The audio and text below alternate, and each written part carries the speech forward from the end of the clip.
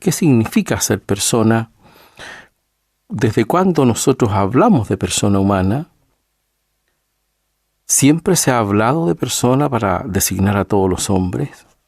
Si ha habido momentos en los cuales a través de la historia de la humanidad no se ha designado a todo hombre persona. Si hoy día, por ejemplo, ese concepto que se aplica tan ampliamente está en entredicho también. Cuando nosotros hablamos de persona humana, no tenemos mucha conciencia de que este concepto no siempre se ha aplicado al hombre en la historia. Por ejemplo, en el mundo griego, no todo hombre, no había una aplicación de esta categoría de persona, aunque el concepto existía, pero no se aplicaba a los seres humanos. La palabra persona en el mundo griego se aplicaba a las máscaras que utilizaban los actores en el teatro griego para representar, para amplificar, para resaltar al personaje que se representaba. Luego también uno en el mundo latino, en el mundo del teatro latino, el concepto de persona, igualmente como en el teatro griego, remitía a una máscara, aunque con un matiz distinto, porque en el teatro latino el concepto de persona se aplicaba a la amplificación de la palabra del actor, y por eso se decía que la palabra persona era personare, era resonar. Y en ese mundo latino también se utilizaba el concepto perse sonans, que significa el que suena por sí mismo. Aunque desde el punto de vista etimológico, la palabra persona pareciera, según los estudiosos, su primera aparición en la cultura etrusca. Se decía persu. Persu en etrusco, es lo único que sé de etrusco, entre paréntesis. Persu significaba también máscara. Y en algunas ocasiones esos polvos que utilizan las mujeres para embellecerse, a eso se le llamaba también persona. Nosotros sabemos que la cultura etrusca tiene no solamente los muebles etruscos, como seguramente muchos de ustedes conocen, también en el mundo de la ciencia tienen aportes importantes, y de la escultura cosas de verdad maravillosas. Y este concepto, por lo tanto, persona, en cuanto término etimológico, no pareciera que remite a lo que es un ser humano. E incluso si uno va a la historia de esta realidad que es la persona, en el mundo griego que tanto admiramos nosotros y que de hecho es una de las raíces de nuestra cultura cristiana occidental, a los hombres no se les denominaba persona. En esa época existía lo que se llamaban los hombres libres y los esclavos. Y es muy curioso que a los hombres libres se les denominara polités y a los esclavos idiotés. De ahí probablemente venga el concepto de idiota en una categoría psicológica y moral, ¿no? Pero eran los idiotés, los esclavos. E incluso estos esclavos eran una especie de sujetos autómatas, en el sentido de que realizaban actividades automáticas que pareciera que no era necesario pensar demasiado. Y los hombres libres eran aquellos que realizaban actividades del gobierno de la ciudad. Eso en el periodo griego.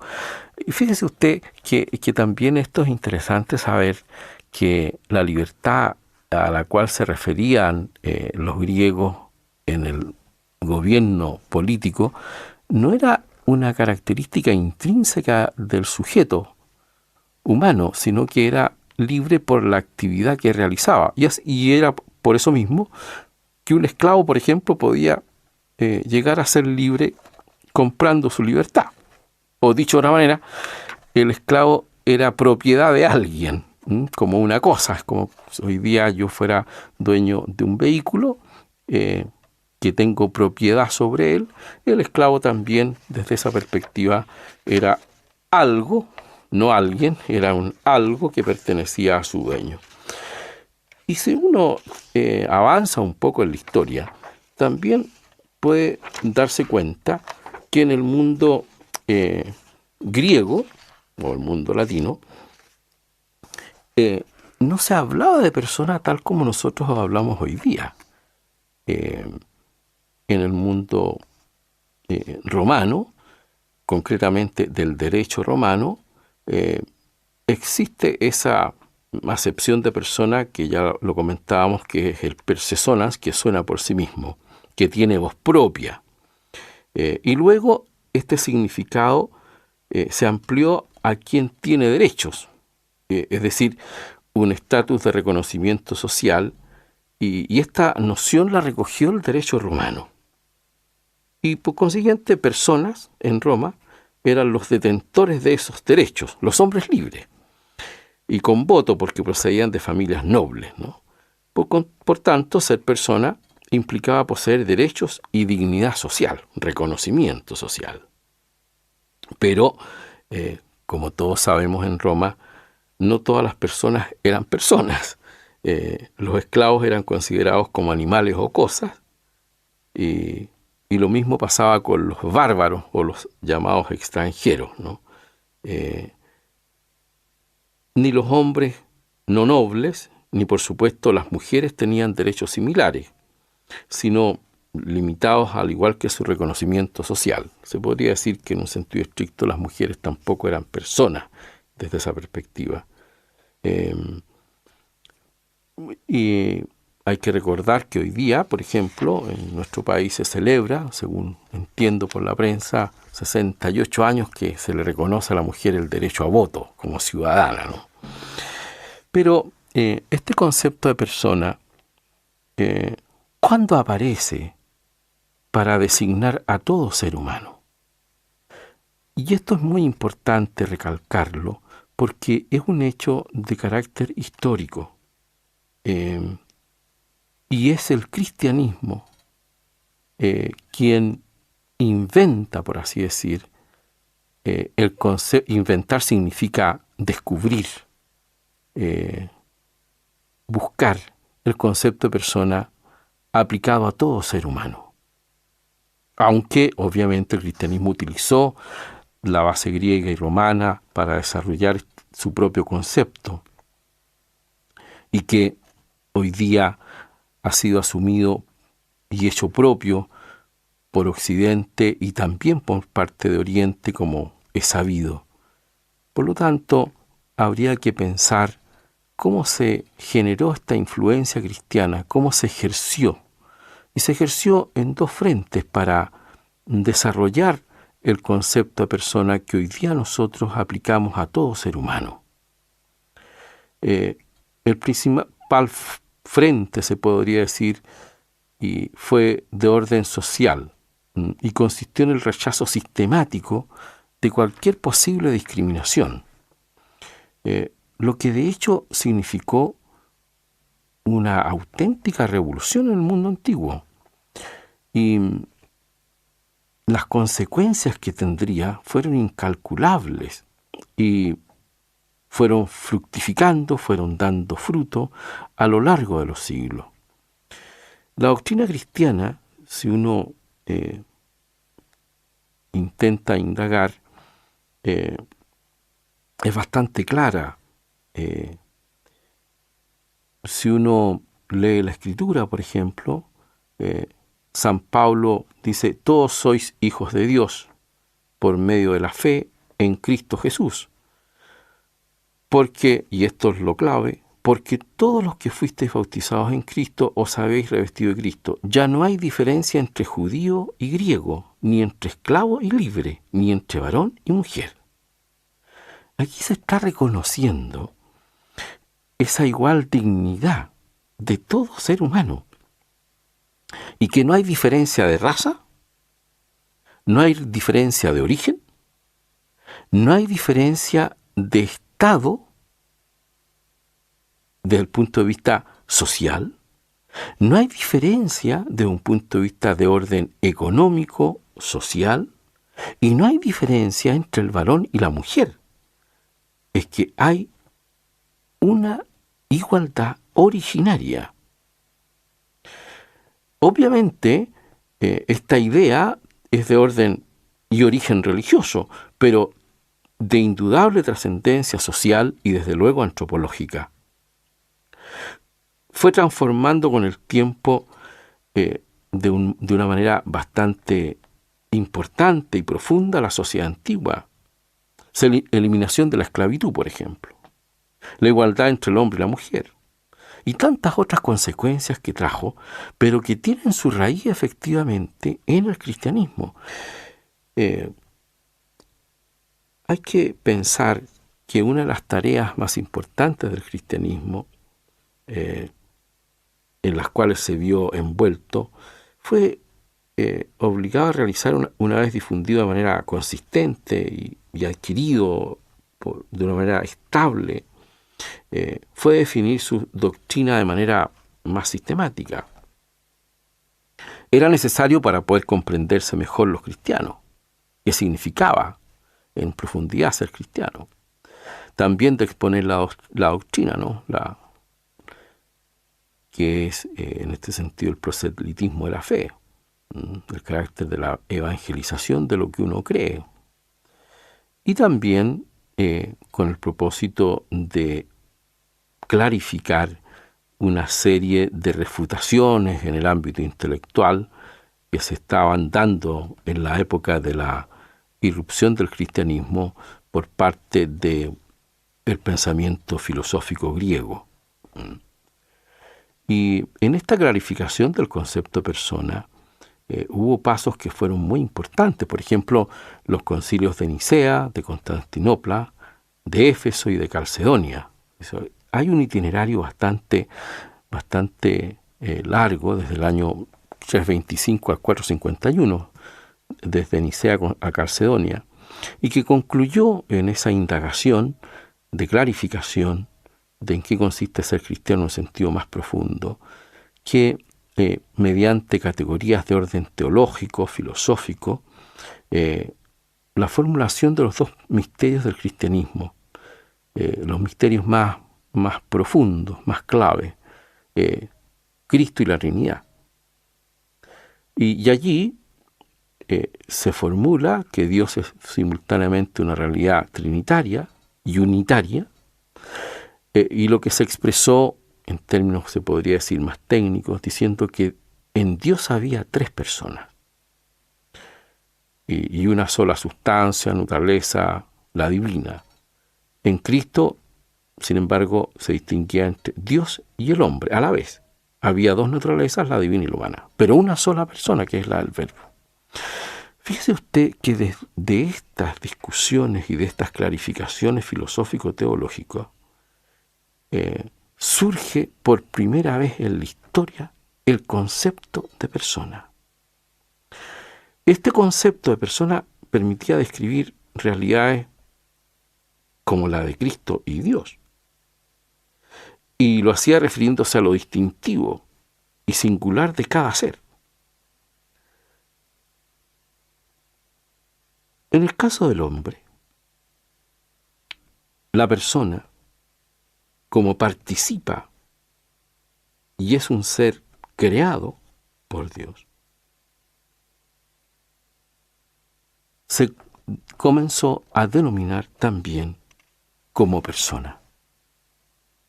Es decir, que estas reflexiones de orden teológico y filosófico en la persona humana comparte con el resto de los hombres y la divina que comparte con las otras dos personas de la Trinidad. Y así es desde el cristianismo que se configura de una manera nítida lo que nosotros conocemos hoy día con el nombre de persona, que tiene un carácter original, que tiene un carácter singular, que es propio, que subsiste por sí mismo. Esto es tan importante porque habitualmente nosotros no tenemos conciencia de la importancia que ha tenido el cristianismo en la configuración de nuestra cultura, de nuestro modo de ser, de nuestro modo de pensar, que hasta el día de hoy tiene relevancia. Sin embargo, hay que también saber que ha habido momentos en la historia de la humanidad en los cuales se ha puesto en entredicho el carácter de persona. Es decir, que no se ha reconocido que todo ser humano es persona. Un primer momento uno podría especificar cuando ocurre el descubrimiento de América, el llamado encuentro de dos mundos. Y allí ocurre que en este encuentro de dos mundos hay quienes se preguntan si estos sujetos que se descubren en este nuevo continente son hijos de Dios, es decir, si son personas. Y se produce un nuevo debate filosófico-teológico al interior de corrientes teológicas de la Iglesia, representadas por Gines de Sepúlveda y Bartolomé de las Casas, en que efectivamente se llega a la conclusión de la realidad, simplemente el reconocimiento de la realidad, de que todo ser humano es persona, también aquellos que se habían descubierto en este continente. Hay un segundo momento cercano, que es un momento desgarrador al interior de la Iglesia, que es cuando se produce el cisma protestante. Hay que pensar que hasta ese momento la unidad que existía en el mundo cristiano desde el punto de vista cultural, sus influencias desde el punto de vista de la organización social, también de la organización política, es decir, de la forma de ver el hombre y el mundo, estaba íncito, estaba tránsito de un modo de ver el mundo desde una cultura cristiana. Por consiguiente, el cisma de la Iglesia provoca un verdadero remesón interior. Nosotros no tenemos conciencia de lo que realmente ocurrió allí, porque lo vemos muy lejano. Pero tiene que haber sido una hecatombe interior.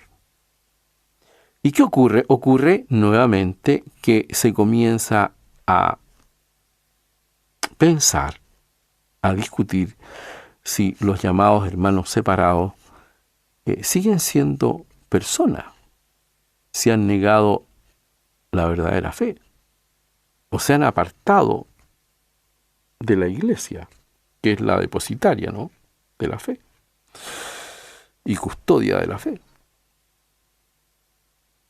Y nuevamente la realidad se impone y efectivamente se reconoce que todo ser humano es persona. Y hay un tercer momento en la historia de la humanidad, que es más reciente, más cercano a nosotros, en el cual se pone también en entredicho si todo hombre es persona.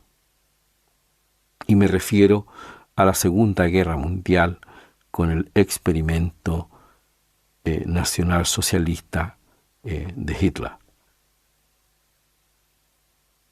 Nosotros sabemos que en ese experimento técnico, porque en un sentido estricto fue eso,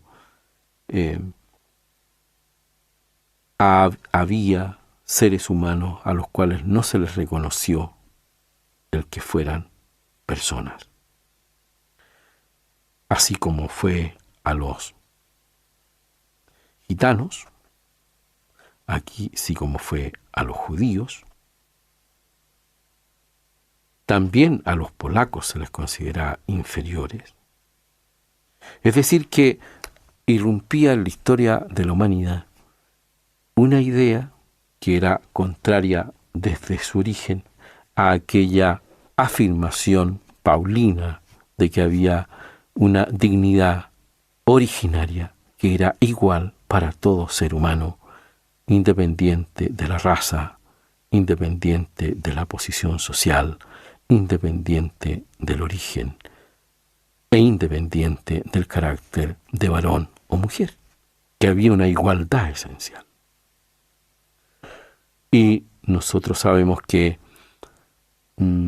a partir de allí, de esta verdadera tragedia humana, lo que se produce es lo que conocemos como la Declaración de los Derechos Humanos, cuyas primeras formulaciones es el reconocimiento de la dignidad de toda persona humana como un ser único e irrepetible.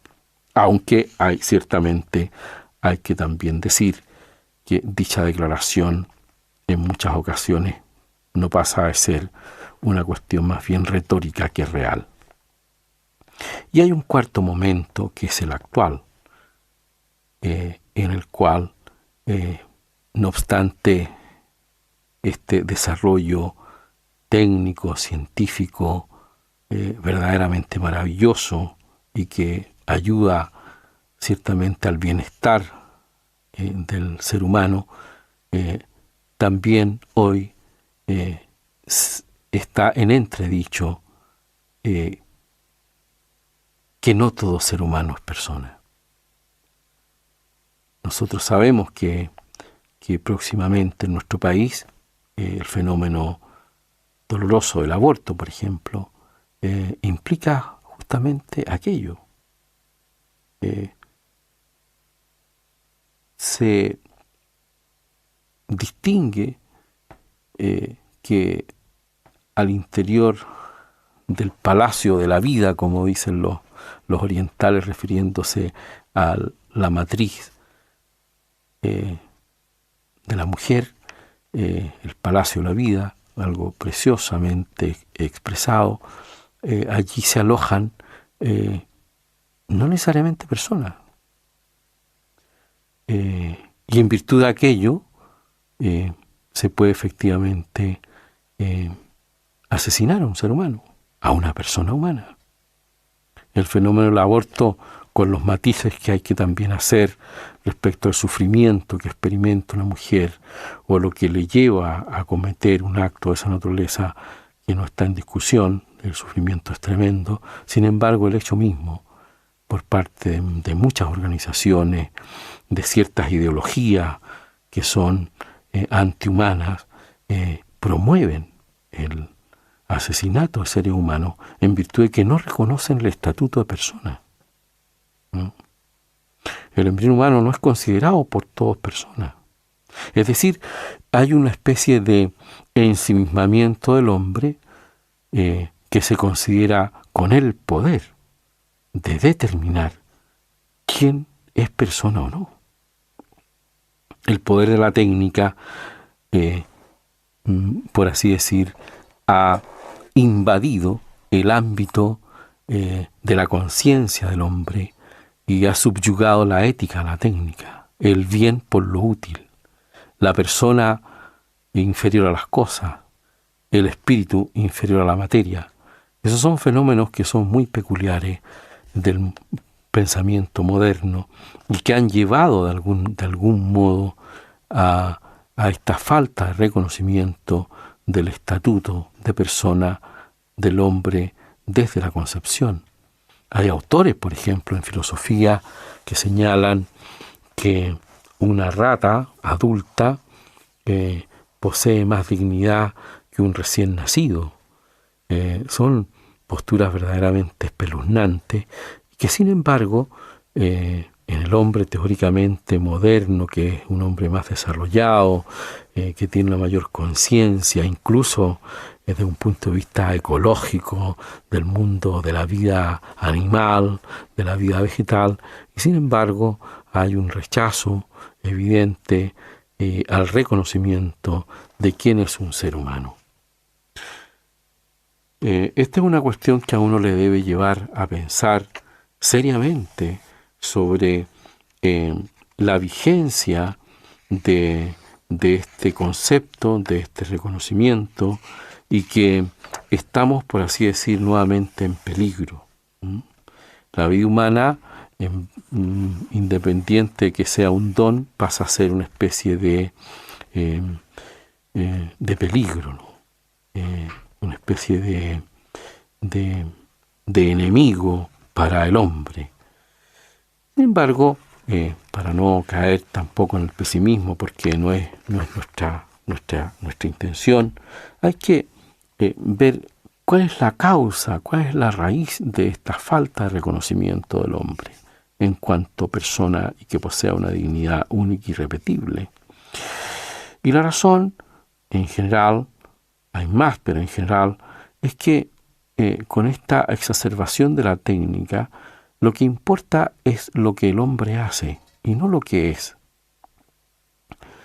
Importa, por así decir, el obrar y no el ser. Importa, por así decir, el tener y no el ser. Hay como una inversión simétrica respecto a la importancia del hombre. Y por tanto, la dignidad es reconocida no por una característica intrínseca de la persona, sino por aquello que realiza o hace. Y esa es la dimensión técnica del hombre. Soy menos persona porque estoy en un estado vegetativo, por ejemplo. Soy menos persona porque tengo una deficiencia grave desde el punto de vista mental. Soy menos persona porque carezco de alguno de los miembros de mi cuerpo y que es un mal físico obvio. Soy menos persona porque no realizo actividades que son sujeto de admiración por los otros seres humanos. Esta es una cuestión muy profunda, porque si eso es así, ¿quién determina quién es persona? ¿Quién es el que decide quién es persona? Desde el punto de vista cristiano, es el reconocimiento simplemente de un atributo del ser humano. No es algo que le otorgue otro ser humano. Sin embargo, en el pensamiento actual, el hecho de que importa más el hacer que el ser, implica que es el hombre el que se arroga el poder de determinar si otro ser humano es persona. Es el endiosamiento del hombre, es la absolutización del poder. Y eso, si uno lo piensa y ve las consecuencias en el orden, por ejemplo, político, en el orden económico, en el orden familiar, es la exaltación de la autonomía del hombre, del todopoderoso. Es el no reconocimiento de que hay algo superior al ser humano, a la persona. En definitiva, de lo que se trata es desconocer el carácter creado. No puedo soportar que haya algo o alguien que sea superior a mí. Visto así, hay un problema de fondo de la concepción de la libertad humana, de la concepción del carácter donal del hombre. Pero no solo eso, sino que hay una cuestión que también es más grave, o igualmente grave, que se deriva de lo anterior. Hoy en día no se reconoce la distinción neta que hay entre la persona masculina y femenina, porque el hombre es persona humana, pero la persona humana es de tal riqueza que se modaliza en persona masculina y femenina. Visto así, uno puede coloquialmente pensar, con fundamento antropológico, por cierto, que lo explicaré en un momento más, que ese dicho en el ámbito de los varones, que es de la experiencia que yo puedo ciertamente hablar, cuando uno dice a las mujeres no hay que entenderlas, solo hay que quererlas. Ahí hay una afirmación muy profunda. No es solamente una ironía, ni tampoco por parte de algunos que no estaría ciertamente bien una especie de superioridad. Lo que hay es el reconocimiento efectivo de que la persona se modaliza en masculina y femenina. Esto es realmente impresionante. ¿En qué sentido es impresionante? Fíjese usted que si la persona, entre sus características más relevantes está el hecho de que es capaz de pensar, es capaz de querer, es capaz de sentir. El ámbito racional, el ámbito volitivo y el ámbito afectivo. Si el hombre se modaliza en persona masculina y femenina, uno puede legítimamente pensar que hay una manera de conocer en masculino y una manera de conocer en femenino. Hay una manera de querer en masculino y una manera de querer en femenino. Hay una manera de sentir en femenino y una manera de sentir en masculino. Y eso es muy real. Pero esa manera de pensar, de querer, de sentir, no son disyuntas, son distintas, pero de una misma realidad que es la persona, que se modaliza en masculina y femenina en virtud de la corporeidad que posee. De ahí que no es irrelevante pensar de que el hombre no pueda entender perfectamente cómo una mujer siente, cómo una mujer quiere, cómo ama, cómo piensa. ¿Qué valor tiene esto? Tiene un valor insondable. Significa que la misma realidad que le fue encargada al hombre para que la cultivase, es posible que pueda ser vista esa realidad desde dos perspectivas, desde dos dimensiones.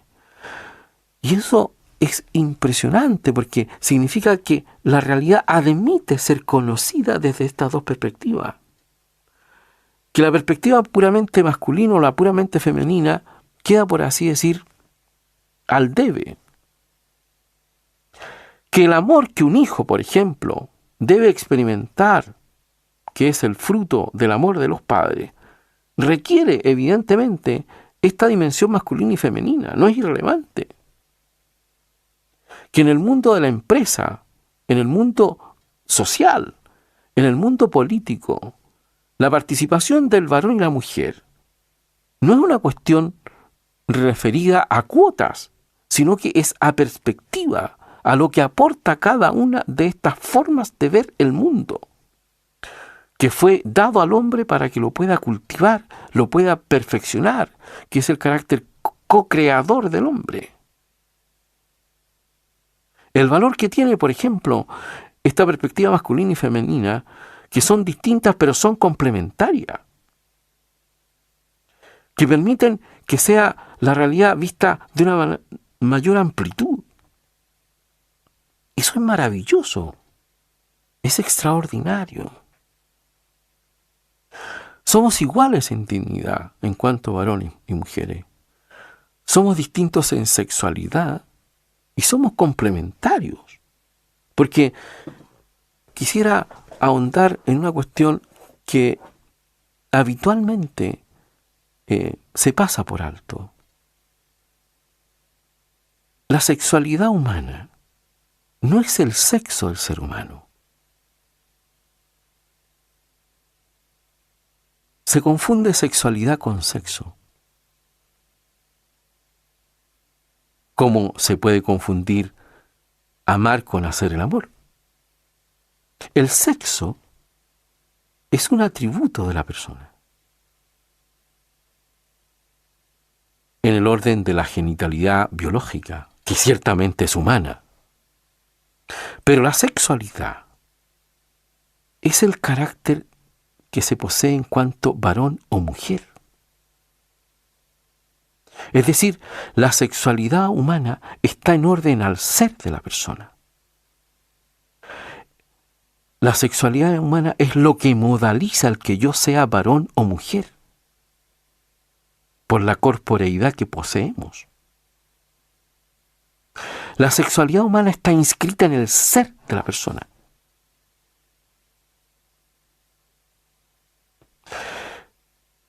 Y por consiguiente, esa realidad de la igualdad en dignidad, diferencia en la sexualidad y complementariedad es perfecta. ¿Por qué? Porque significa que la persona humana, el varón y la mujer, en todo aquello que realiza o hace, lo hace en clave de sexualidad masculina o sexualidad femenina, que en este caso es un pleonasmo, porque decir sexualidad masculina o sexualidad femenina es lo mismo, ¿no? Es repetir lo mismo. La mujer, en virtud de su sexualidad, es decir, en cuanto que es mujer, obviamente, si está inscrita esa distinción en su ser, significa que va a sentir de una manera distinta al varón, complementaria también. De manera que el ser humano, el ser persona humana, implica que el origen mismo del hombre, de la persona, posee una distinción respecto de todo lo creado. La persona es el quién. Persona es el ser único e irrepetible. Ser persona significa que no hay nadie, no ha habido ni habrá otro ser como yo. Eso significa ser persona. Que poseemos en común una misma naturaleza humana. Es decir, que todos los seres humanos que ha habido, habrá y hay hoy, existen hoy, poseen una misma condición, que poseen en común que son seres humanos. Pero a su vez cada ser humano que posee en común que somos seres humanos, posee algo que lo diferencia de todos los otros seres humanos, que es justamente su carácter personal. ¿Cómo es posible explicar esto? Se explica desde una perspectiva antropológica, como señalé anteriormente, en el modo en que el hombre es creado. El hombre es llamado a la creación por Dios. Dios le da un nombre a cada ser humano y le da una tarea, que es en el fondo la vocación humana, que es la respuesta a esa tarea que el hombre le da cuando le crea. Es muy bonito pensar que la fe es la respuesta de la llamada del hombre por parte de Dios. Es decir, que en el fondo el ser humano viene al mundo a cumplir una misión, que es ser él mismo. Como es un ser único e irrepetible, significa que lo que el hombre deje de hacer, que el hombre omita, significa que deja de aportar algo valioso a la creación. El que nosotros seamos personas, que poseamos una dignidad única e irrepetible, significa que aportamos algo al mundo que nadie más puede aportar, sino nosotros. Significa que la riqueza del hombre y la pobreza del hombre está en el hecho de que si no nos hacemos cargo de los demás, estamos privando al mundo de algo inédito. de algo que nadie puede entregar, sino Él. Esto tiene una profundidad tan grande que de allí se derivan cuestiones que son de orden social, que la Iglesia siempre se ha hecho cargo por lo demás. ¿Cómo no alentar el que toda persona posea una educación de calidad, por ejemplo? Pero no es por el hecho simplemente de que posea educación. Significa que, en definitiva, nos hacemos cargo de los otros hombres para que puedan aportar lo único e irrepetible, que de otra manera quedaría en sordina, quedaría amagado, quedaría en silencio. El que seamos únicos e irrepetibles significa que cada ser humano es mejor en algo que todos los demás seres humanos.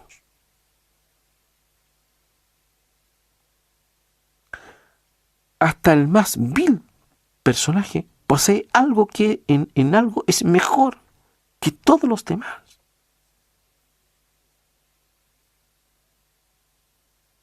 Por eso esta cuestión de los debates de la educación, si no se fundamenta en una antropología, es decir, en un concepto de persona, no pasan de ser cuestiones meramente técnicas. Educar es comunicar la excelencia humana, para que el hombre pueda esplender, pueda manifestar lo mejor de sí, pueda en el fondo revelar su dignidad. Eso no es una cuestión de orden técnico. Desde luego se necesitan instrumentos, que eso significa lo técnico. Instrumento significa lo que sirve para, eso es lo útil. Desde luego es que se necesita aquello. Pero lo prioritario es el reconocimiento del valor de la persona como ser único e irrepetible. El que la persona también sea varón y mujer, único e irrepetible, implica que el hombre, por la riqueza que posee, singular, puede aportar, insisto, a los demás, pero no solamente a la creación, sino que a otro ser humano.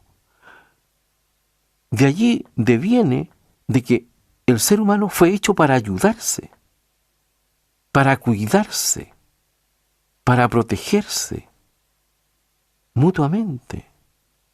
Ese es el origen del hombre, para que se ayuden mutuamente. La palabra ayuda tiene una raíz muy bonita que significa iuve, que es la misma raíz de la palabra juventud. Haciendo el uso de los términos y exagerando un poco, uno puede afirmar que cuando el hombre ayuda es como si volviera al momento de la creación. Y por lo tanto, el hombre ayudando se vuelve joven. La persona humana también posee ciertas características. Entre esas características es que el hombre, varón y mujer, la persona femenina y masculina, es capaz de moverse desde sí misma, de actuar desde sí misma. Y lo hace porque posee una intimidad, posee un mundo interior. Un mundo interior que tiene una apertura hacia afuera y hacia adentro, podríamos decir.